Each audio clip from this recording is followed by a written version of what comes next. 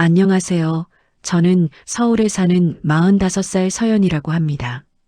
오늘은 제가 2년 전에 겪었던 믿기 힘든 실화를 들려드리려고 해요. 지금 생각해도 꿈만 같은 일이었거든요. 당시 저는 중소기업 격리팀에서 일하고 있었어요. 주변에서는 아직도 결혼 안 했어? 라는 말을 듣기 일쑤였죠. 솔직히 저도 포기한 상태였어요. 40대 중반에 누가 저를 봐주겠어요? 그냥 이렇게 혼자 사는 게 제 운명이라고 생각했습니다. 그런데 어느 날 회사 거래처인 대기업 박 회장님이 저를 찾아오셨어요. 70대 중반이신 분인데 되게 카리스마 있고 멋있으신 분이셨거든요. 그분이 갑자기 제게 이렇게 말씀하시는 거예요. 서연 씨, 우리 손자 한번 만나볼래요? 저는 깜짝 놀랐죠. 네, 손자요? 박 회장님은 웃으시면서 그래요. 우리 손자가 32살인데 일만 하고 연애를 안 해서 걱정이에요. 서연 씨 같은 분이랑 만나면 좋을 것 같아서요라고 하시더라고요. 솔직히 처음엔 황당했어요. 저보다 13살이나 어린 남자라니. 게다가 대기업 임원 손자라니. 저랑은 세상이 다른 사람 아닌가요? 회장님, 저는 나이도 많고 별 볼 일 없는 격리사원인데요 라고 말했죠. 그런데 박 회장님이 제 손을 꼭 잡으시면서 서연 씨, 난 사람 보는 눈이 있어요. 당신은 따뜻하고 진실한 사람이에요. 우리 손자한테 딱이에요 라고 하시는 거예요. 그 눈빛이 너무 진지하셔서 거절할 수가 없었어요. 일주일 후, 저는 떨리는 마음으로 약속 장소에 나갔어요. 고급 레스토랑이었는데 제가 입고 간 옷이 초라해 보여서 부끄러웠죠. 그때 한 남자가 들어왔어요. 키가 크고 정장을 말끔하게 차려입은 그 사람이 바로 준호였어요. 서연 씨 맞으시죠? 저는 이준호입니다. 그의 목소리는 낮고 차분했어요. 잘생긴 얼굴에 부드러운 미소까지 솔직히 제 심장이 두근거렸습니다. 하지만 동시에 이 사람이 왜 나 같은 사람을 만나려고 하지? 라는 생각이 들었어요. 식사를 하면서 준호는 제게 이런저런 질문을 했어요. 평소에 뭐 하는 걸 좋아하세요? 어떤 음식 좋아하세요? 되게 진지하게 제 이야기를 들어주더라고요. 나이 차이가 많은데도 전혀 어색하지 않았어요. 오히려 편안했습니다. 그날 헤어지면서 준호가 말했어요. 서연 씨, 다음에 또 만날 수 있을까요? 오늘 정말 즐거웠어요. 저는 얼떨결에 네라고 대답했죠. 집에 돌아와서 생각해보니 이게 꿈인지 생시인지 헷갈렸어요. 32살 잘생긴 남자가 저한테 관심을 보이다니 믿기지 않았거든요. 그 후로 준호는 정말 자주 연락했어요. 아침마다 잘 주무셨어요? 라는 문자를 보내고 퇴근 시간에 맞춰서 오늘 하루 어땠어요? 라고 물어봤죠. 처음엔 이게 진짜인가 싶어서 조심스러웠어요. 혹시 장난치는 건 아닐까 하는 의심도 들었고요. 두 번째 만남에서 준호는 제게 솔직하게 말했어요. 서연 씨, 저는 나이가 중요하다고 생각하지 않아요. 할머니께서 서연 씨를 소개해 주셨을 때 처음엔 저도 의아했어요. 하지만 만나보니 알겠더라고요. 왜 할머니가 서연 씨를 추천하셨는지. 그의 눈빛이 너무 진지해서 저는 얼굴이 빨개졌어요. 준호 씨, 근데 주변에서 뭐라고 안 해요? 저랑 나이 차이가 많잖아요. 제가 물었죠. 준호는 웃으면서 제 인생인데 남들이 뭐라고 하는 게 중요한가요? 저는 서연 씨와 함께 있을 때 편해요라고 답했어요. 한 달쯤 지났을 때 준호는 저를 자기 아파트로 초대했어요. 강남에 있는 고급 아파트였는데 들어가자마자 깜짝 놀랐죠.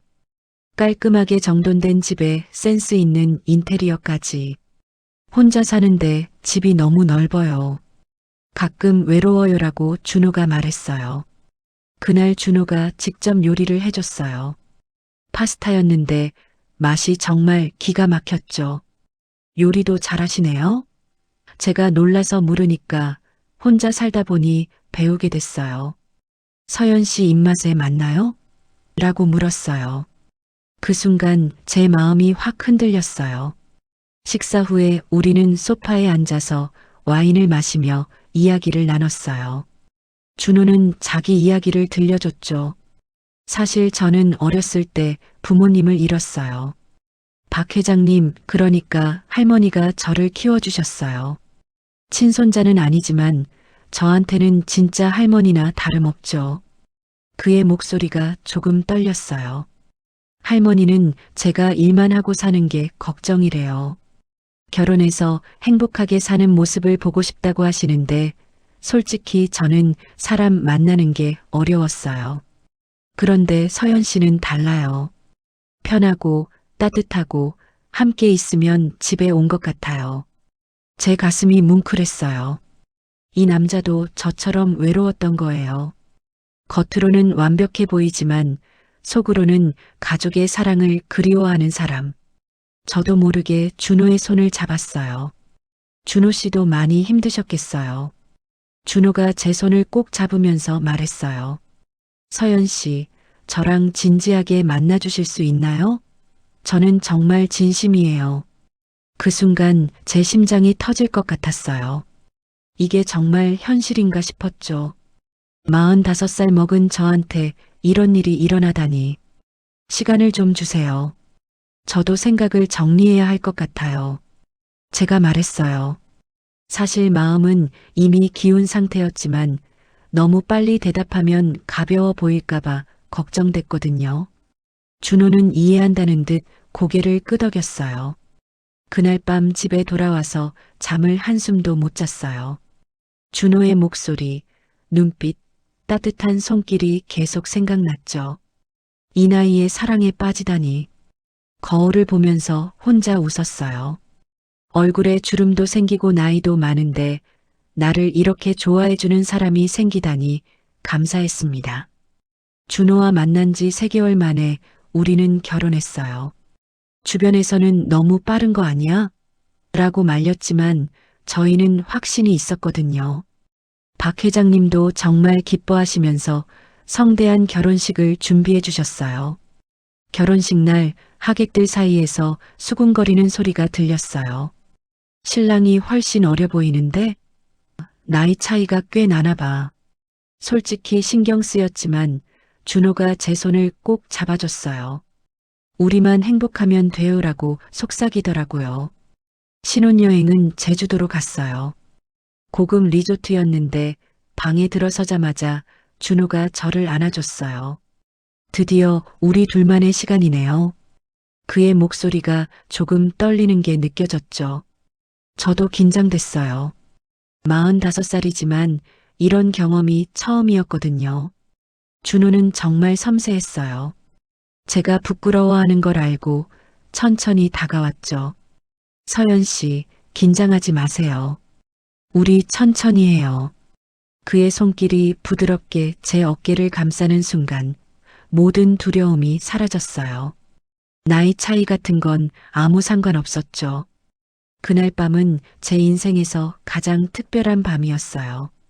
준호는 제 몸의 모든 부분을 소중히 대해줬고 저도 그에게 솔직하게 마음을 열었죠. 서연 씨가 이렇게 아름다운지 몰랐어요 라는 그의 속삭임에 저는 눈물이 날 뻔했어요. 다음 날 아침 준호가 아침 식사를 준비하는 동안 저는 휴대폰을 확인했어요. 그런데 갑자기 문자 알림이 떴죠. 은행에서 온 메시지였는데 5천만 원 입금되었습니다라고 적혀 있었어요. 저는 깜짝 놀라서 소리를 질렀어요. 준호 씨, 이거 뭐예요? 제가 휴대폰을 들고 달려가니까 준호는 당황한 표정으로 그거요? 할머니께서 결혼 축의금 주신 거예요 라고 말했어요. 5천만 원이 축의금이라니 너무 큰 금액 아닌가요? 근데 이렇게 큰 돈을 갑자기 제가 물었죠. 준호는 웃으면서 할머니가 워낙 저를 아끼시잖아요. 우리 신혼살림 마련하라고 주신 거예요. 고맙게 받아요라고 했어요. 그 말이 맞는 것 같기도 했지만 왠지 모르게 찝찝했어요. 사흘 후 다시 서울로 돌아왔는데 또 3천만 원이 입금됐어요. 이번엔 생활비라는 메모와 함께 저는 불안해지기 시작했죠. 준호 씨, 이거 좀 이상하지 않아요? 왜 이렇게 자주 큰 돈이 들어와요? 준호는 약간 표정이 굳더니 할머니가 우리 걱정하시나 봐요. 제가 할머니한테 말씀드릴게요라고 했어요. 그런데 그의 눈빛이 예전과 달랐어요.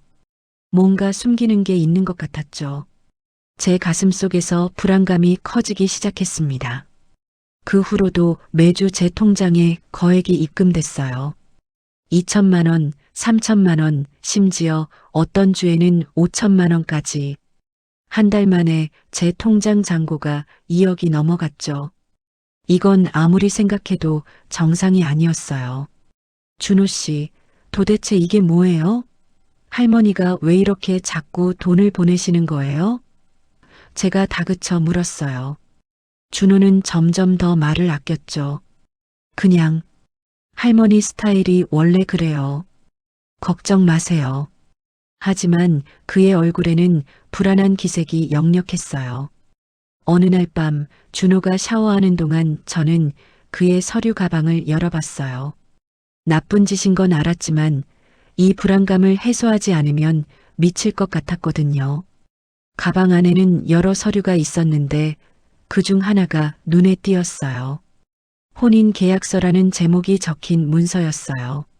손이 떨렸지만 펼쳐봤죠.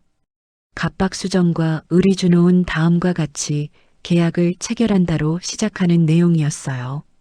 제 심장이 쿵쾅거리기 시작했습니다.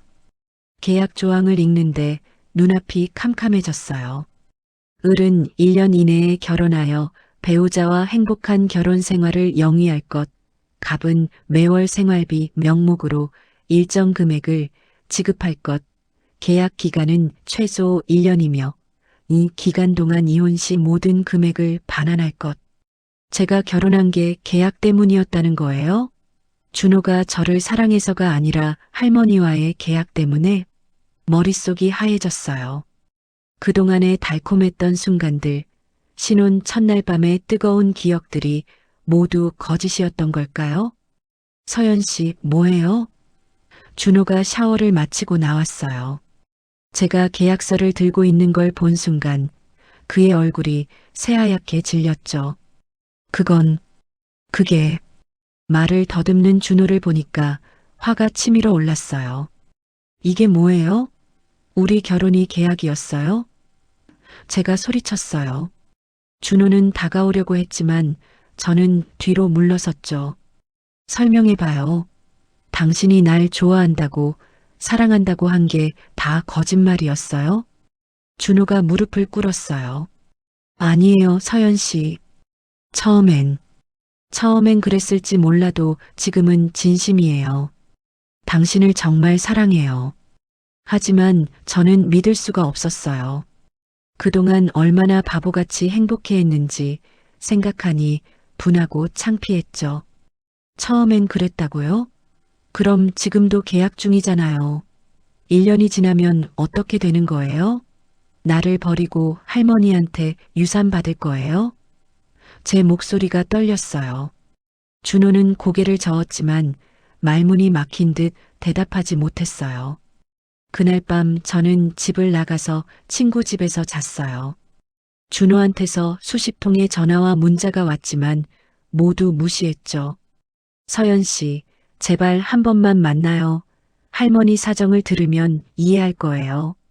하지만 저는 배신감에 아무것도 듣고 싶지 않았어요. 제 결혼 생활이 계약이었다는 사실이 너무나 아팠습니다.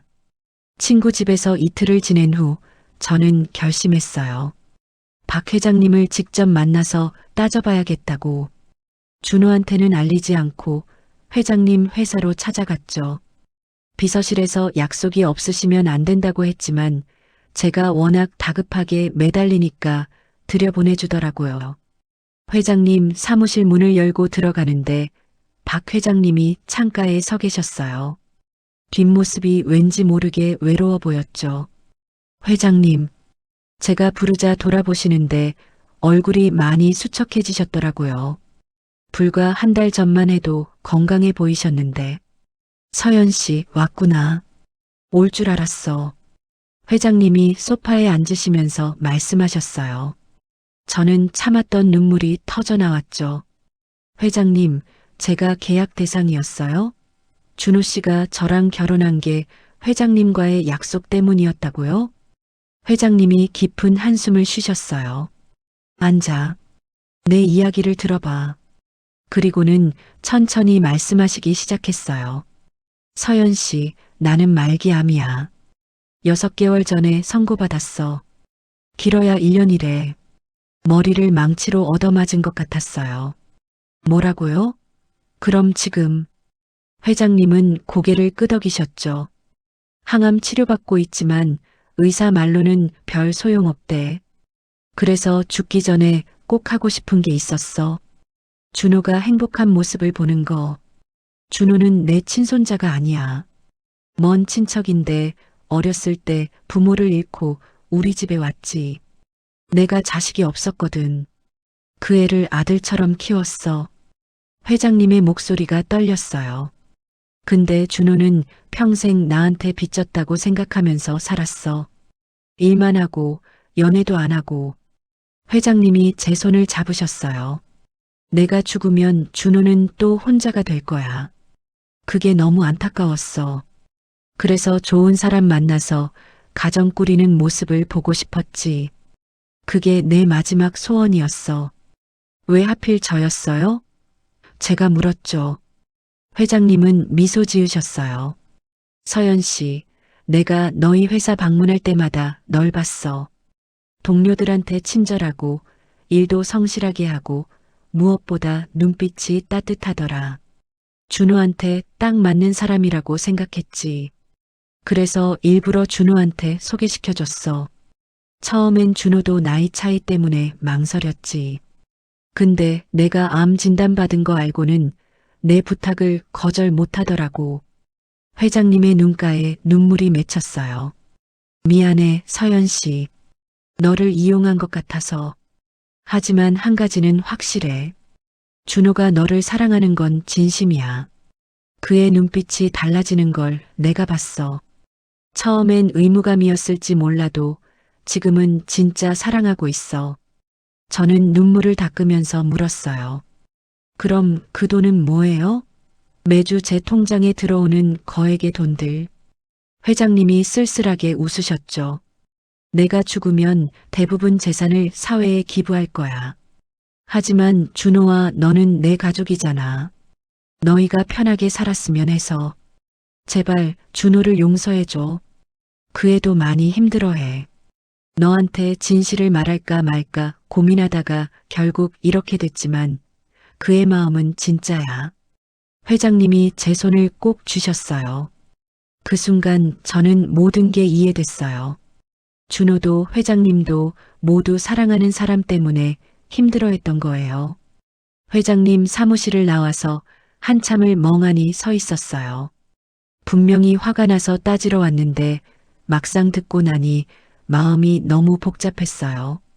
배신감, 연민, 죄책감, 그리고 여전히 남아있는 준호에 대한 마음까지 뒤섞여서 숨이 막힐 지경이었죠. 집으로 돌아와 보니 현관 앞에 준호가 앉아 있었어요. 이틀 사이에 얼굴이 반쯤은 늙어버린 것 같았죠. 서연 씨, 그가 일어서며 저를 보는데 눈이 벌겋게 충혈돼 있었어요. 아마 잠도 제대로 못 잔 눈이겠죠. 왜 이제야 와요? 걱정했어요. 그의 목소리는 갈라져 있었어요. 저는 일부러 차갑게 말했어요. 회장님 뵙고 오는 길이에요. 이제 다 알아요. 계약도, 회장님 병도, 당신 사정도. 준호의 어깨가 힘없이 떨어졌어요. 할머니가 다 말하셨군요. 그는 고개를 숙인 채 한참을 말이 없었어요. 그러다 조용히 입을 열었죠. 맞아요. 처음엔 할머니 때문이었어요. 유산 때문이라기보단 마지막 소원을 들어드리고 싶어서요. 나 때문에 평생 고생하신 분이라서 저는 여전히 날 선 목소리로 물었어요. 그래서요? 불쌍한 손자 코스프레 하면서 32 먹은 남자가 45 노처녀 하나 골라서 계약 결혼해 준 거예요? 제 말이 너무 날카로웠다는 걸 알면서도 멈출 수가 없었어요. 준호가 제 앞에 덜썩 무릎을 꿇었어요. 그렇게 말해도 돼요.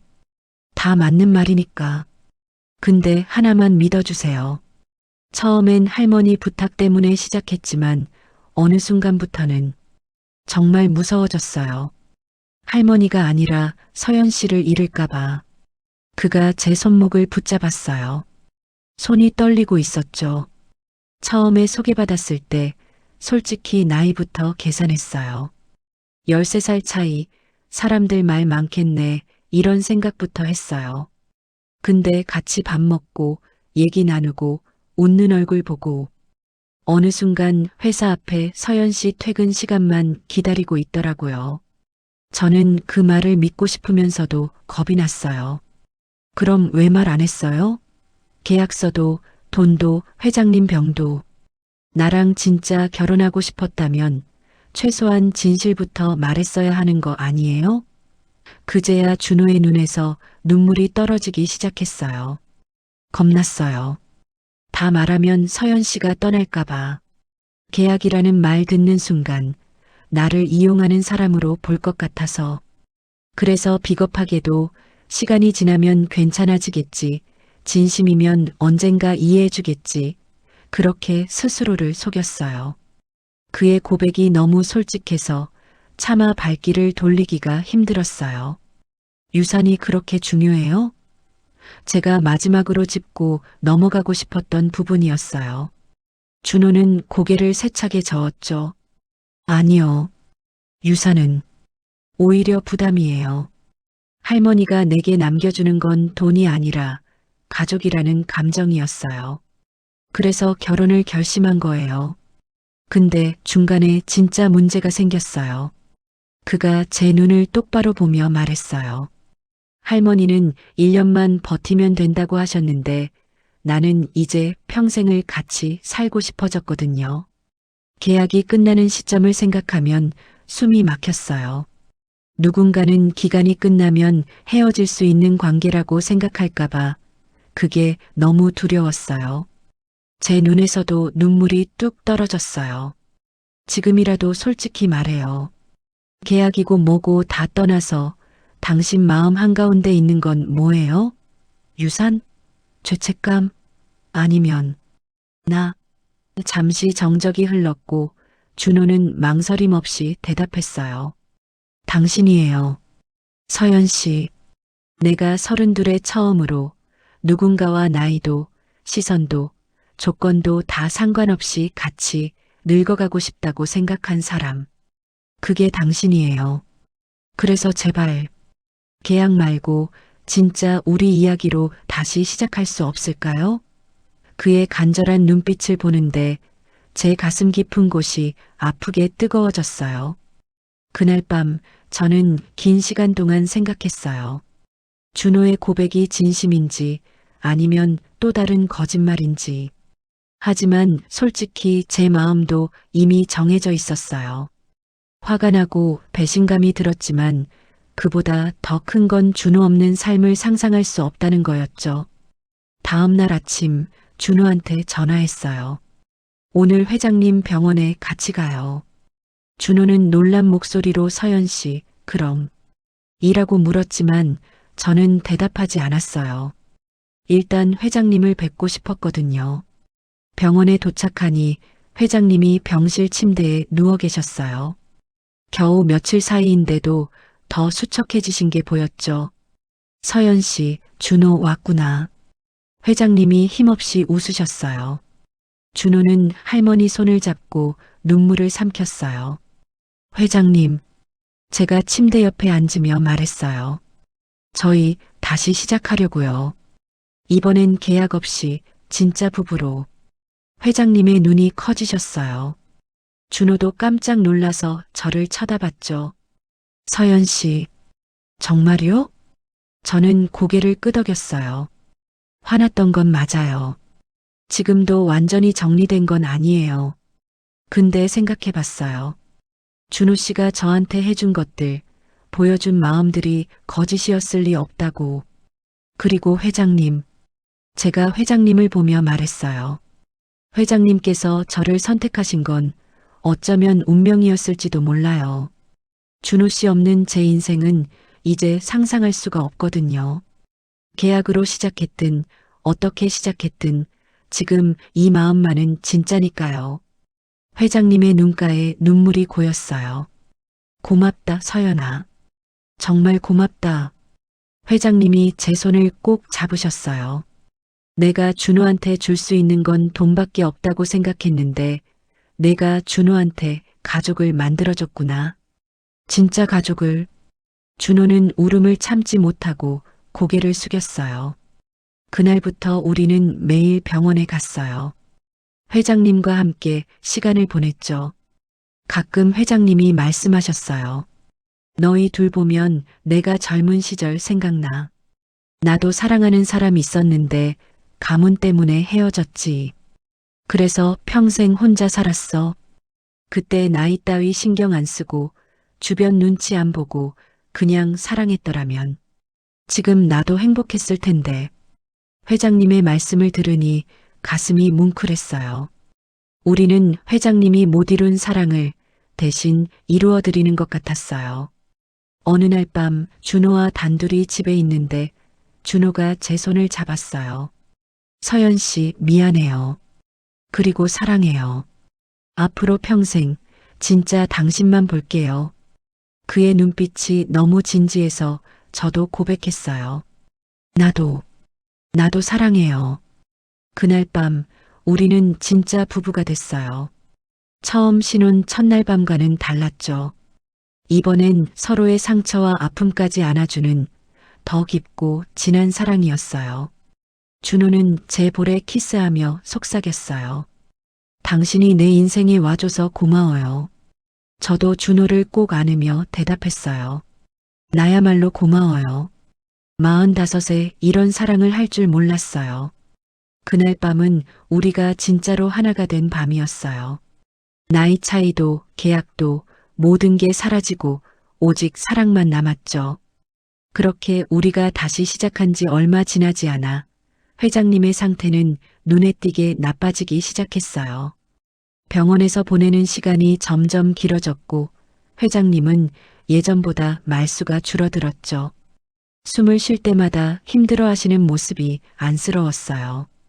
어느 날 담당 의사가 우리를 복도로 불러냈어요. 이제 마음의 준비를 하셔야 합니다. 길어봐야 며칠, 어쩌면 오늘일 수도 있습니다. 그 말을 듣는데 다리가 풀려서 주저앉을 뻔했어요. 준호는 입술을 꽉 깨물며 눈을 감았죠. 그날 밤 우리는 병실에서 회장님 곁을 지켰어요. 회장님은 힘겹게 눈을 뜨시더니 우리를 번갈아 보셨어요. 준호야, 서연아. 이름을 부르는 목소리마저 너무 약했어요. 저는 울컥해서 손을 꼭 잡았죠. 회장님, 저 왔어요. 너희 둘 참 잘 어울린다. 회장님이 미소를 지으셨어요. 내가 욕심을 좀 부렸지. 죽기 전에 행복한 모습 보고 싶어서 억지로 엮어놓고 제가 고개를 저었어요. 아니에요, 회장님. 덕분에 저 이런 사랑 알게 됐어요. 준호도 손등으로 눈물을 훔치며 말했어요. 할머니, 아니 어머니. 죄송해요. 처음에 계약이니 뭐니 따지면서 제 마음까지 헷갈리게 만든 거 다 제 탓이에요. 그래도 이제 확실해요. 서연 씨랑 평생 같이 살 거예요. 회장님이 준호의 손을 잡으셨어요. 이제야 진짜 어른이 된 것 같구나. 돈이나 유산보다 옆에 있는 사람을 지키는 게 얼마나 소중한지 알게 된 거야. 그러더니 제 쪽으로 고개를 돌리셨어요. 서연아, 우리 준호 좀 부탁할게. 그 말에 눈물이 왈칵 쏟아졌어요. 네, 회장님. 아니, 어머니라고 불러도 될까요? 회장님의 눈빛이 순간 밝아졌어요. 그래, 우리 며느리. 그 한마디에 가슴이 벅차올랐어요. 계약으로 시작했던 관계가 이제 진짜 가족이 된 느낌이었죠. 잠시 후 변호사가 병실로 들어왔어요. 회장님이 미리 불러두셨던 사람이었죠. 이제 유언장 읽어줘요. 회장님이 숨을 몰아쉬며 말씀하셨어요. 변호사가 조용히 서류를 꺼내 읽기 시작했어요. 본인 박수정은 사후 모든 재산의 대부분을. 내용은 예상 밖이었어요. 회장님은 거액의 재산 대부분을 고아원, 복지관, 장학재단 등에 기부하겠다고 남기셨더라고요. 준호에게는 작은 건물 한 채와 앞으로 생활에 불편 없을 정도의 자산 정도만 남기셨어요. 그리고 마지막에 이런 문장이 있었어요. 준호야, 너에게 필요한 건 큰 돈이 아니라 함께 울고 웃어줄 사람 하나면 충분하단다. 그 사람을 이제야 찾은 것 같아 다행이구나. 서연 씨, 우리 아이를 잘 부탁드립니다. 나이 따위에 얽매이지 말고 둘이서 오래오래 사랑하며 살아줘요. 유언이 끝나자 병실 안은 눈물바다가 됐어요. 준호는 회장님 품에 얼굴을 묻고 울었고 저는 그 옆에서 손을 꼭 잡고 있었어요. 어머니, 고마워요. 정말 고마워요. 준호의 떨리는 목소리가 방 안을 울렸어요. 얼마 후 회장님의 숨이 점점 약해지더니 우리 손을 꼭 잡은 채로 조용히 눈을 감으셨어요. 마지막 순간까지 우리를 바라보던 그 눈빛을 아마 평생 잊지 못할 거예요. 그날 우리는 사랑 하나를 떠나보내면서도 또 다른 사랑을 더 깊게 품게 됐습니다. 회장님의 장례식은 조용히 치렀어요. 많은 사람들이 조문을 왔지만 저희는 담담하게 예를 갖춰 손님들을 맞이했어요. 장례를 치르는 동안 준호는 한 번도 무너지지 않았죠. 할머니가 행복한 모습 보고 싶어 하셨으니까 울면 안 돼요라고 말하면서요. 장례가 끝나고 한 달쯤 지났을 때 저는 몸에 이상을 느꼈어요. 계속 피곤하고 입맛도 없고 가끔 속이 메스꺼웠죠. 처음엔 스트레스 때문이려니 했는데 생리도 한 달 넘게 안 하더라고요. 혹시나 하는 마음에 약국에서 임신 테스트기를 샀어요. 화장실에서 결과를 확인하는데 손이 떨렸어요.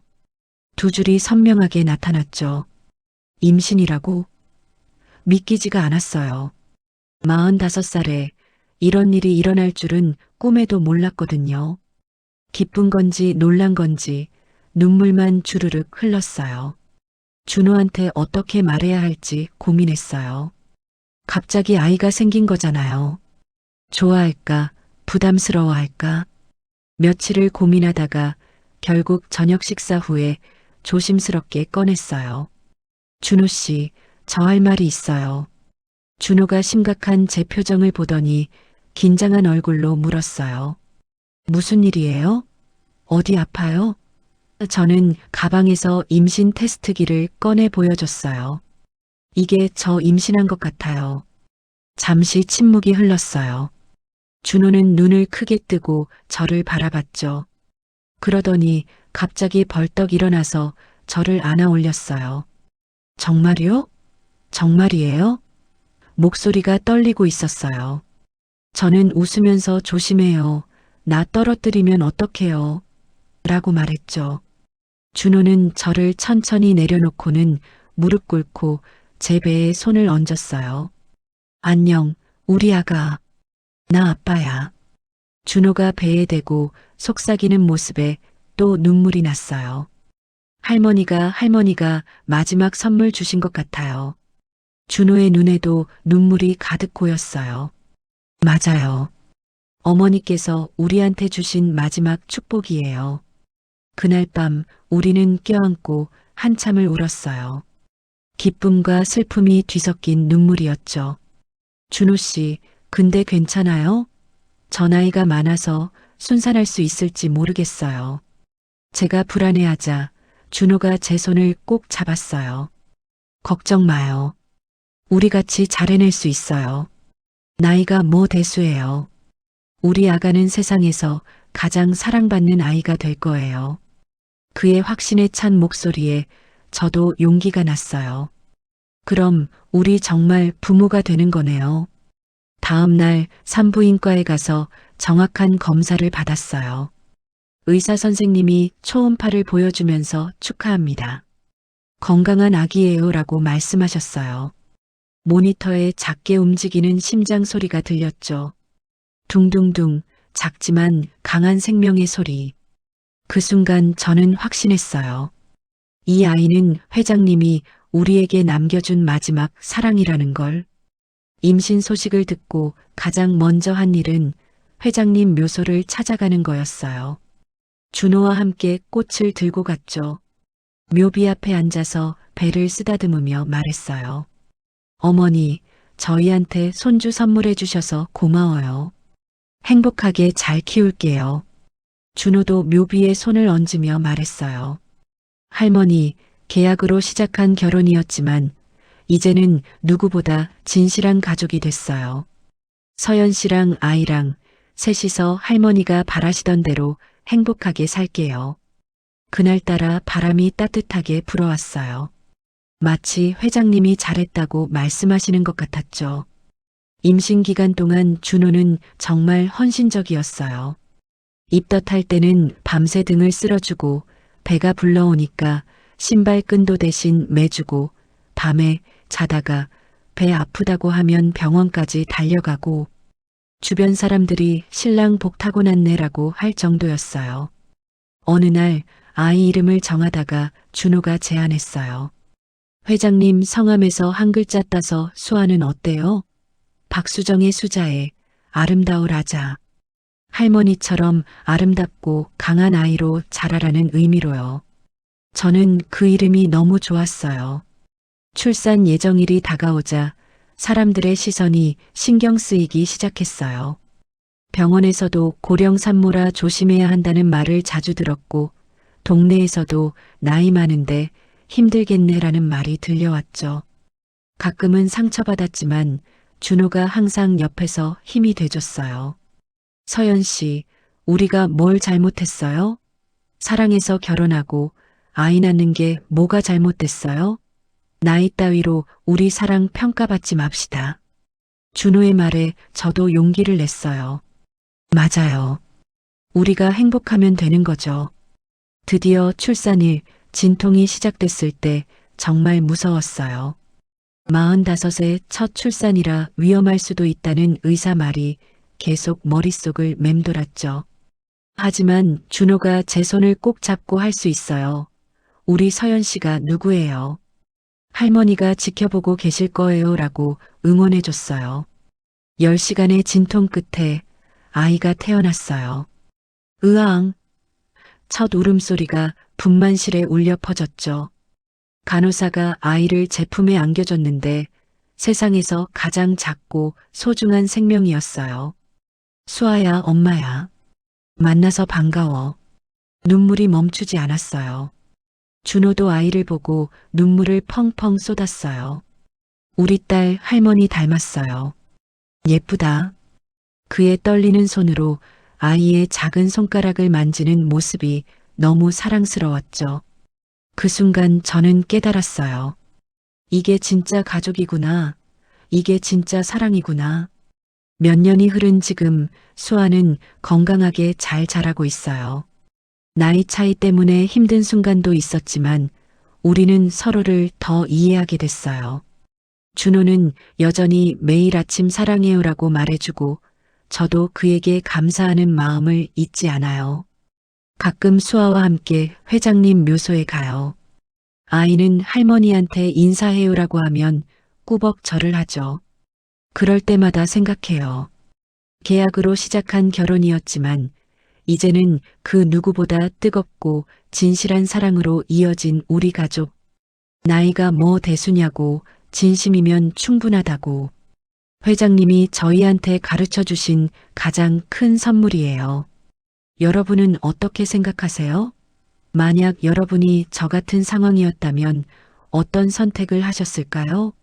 계약으로 시작된 사랑도 진짜가 될 수 있다고 믿으시나요? 댓글로 여러분의 생각을 들려주세요. 저도 궁금해요. 오늘은 서울에 사는 서연님의 사연이었습니다. 계약 결혼으로 시작했지만 진정한 사랑을 찾은 특별한 이야기였는데요. 여러분은 어떻게 들으셨나요? 나이 차이를 넘어선 사랑, 정말 감동적이지 않나요? 오늘 사연이 마음에 드셨다면 좋아요 버튼 꾹 눌러주시고요.